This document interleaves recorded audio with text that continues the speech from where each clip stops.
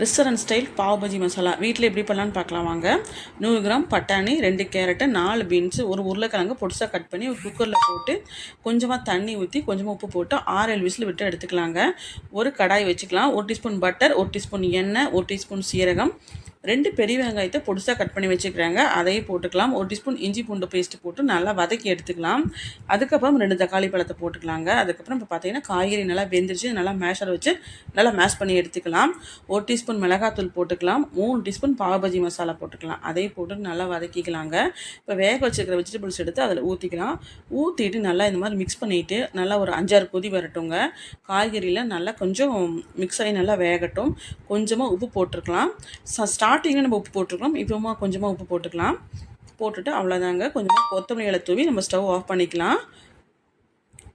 ஒரு கடாயில் 1 teaspoon butter போட்டுக்கலாம். போட்டுட்டு ப்ரெட்டை இந்த மாதிரி கட் பண்ணிக்கலாம். பன்னை கட் பண்ணிவிட்டு ஃப்ரண்ட் அண்ட் பேக் இந்த மாதிரி டோஸ்ட் பண்ணி எடுத்துக்கலாங்க. பார்த்திங்கன்னா மசாலா ரெடி ஆயிடுச்சு. நல்லா சாஃப்டாக இருக்குது பன்னு. இந்த மாதிரி தொட்டு சாப்பிட்டா சூப்பராக இருக்கும், அல்டிமேட்டாக இருக்குங்க. நீங்களும் வீட்டில் ட்ரை பண்ணி பாருங்கள். வீடியோஸ் லைக் பண்ணுங்கள், ஷேர் பண்ணுங்கள், மறக்காமல் ஃபாலோ பண்ணிவிட்டு சப்ஸ்கிரைப் பண்ணிக்கோங்க. தேங்க்ஸ் ஃபார் வாட்சிங்.